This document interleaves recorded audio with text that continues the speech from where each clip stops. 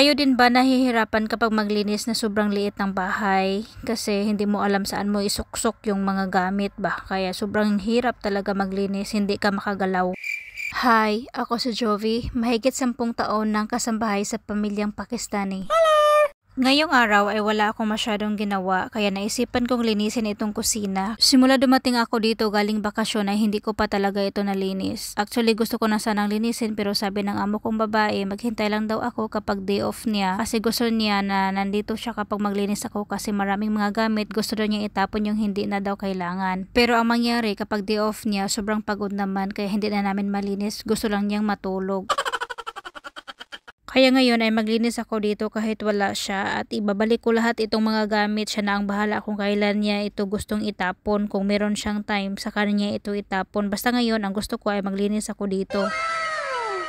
Nakikita nyo naman guys, sobrang oily 'di ba? Kasi yung shelf at saka itong oven sobrang magkadikit lang. Kasi kapag magluto kami sa oven, hindi talaga maiwasan ba kapag magprito mga talsik yung mga mantika ba kaya diyan mahulog. Sobrang magkadikit kaya hirap linisin kaya ayan naipon yung mga oil.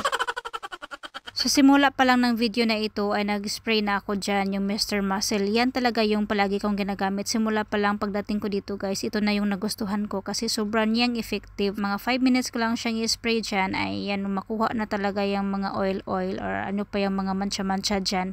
Kaya ito yung ginagamit ko palagi, yung Mr. Muscle na round yung bottle. Kapag maglinis ako gamit ang Mr. Muscle, kailangan naka-gloves kasi sobrang strong nito. Pero ngayon ay naubusan kami ng gloves kaya hindi ako nakapagsuot. Sobrang hapdi ng kamay ko pero tiis-tiis lang kasi sobrang ganda naman ang result. Nalinis ko, sobrang gaan, sobrang sarap sa pakiramdam kapag malinis mo ang gusto mo talagang linisin.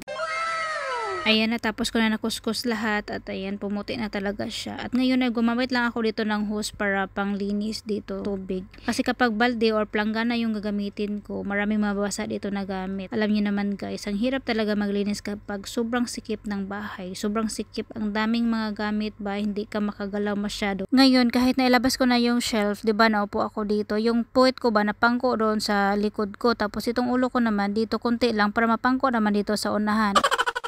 Matagal na sanang gustong lumipat ang amo kong lalaki na matirhan o marintahan pero ayaw ng amo kong babae kasi dito ang maganda nasa ground floor. Ayaw ng amo kong babae yung nasa taas ba kasi yung mga building dito kung alam nyo lang kung sino yung nasa Middle East, diba sobrang taas, 7th floor, mga ganyan. Tsaka elevator yung gamit at ayaw ng amo kong babae akyat baba tapos minsan diba masisira yung elevator. Paano daw siya akyat sa hagdanan sobrang taas? Ang sabi ng amo kong babae dito na lang daw siya magrenta hanggang sa mag-retired siya at saka uwi na siya ng Pakistan. O, diba? Sobrang loyal. Finally, guys, magaan na yung pakiramdam ko, diba? Pumuti na, wala na yung mga oil, pati itong sahig, pumuti na din, kaya magaan na yung pakiramdam ko.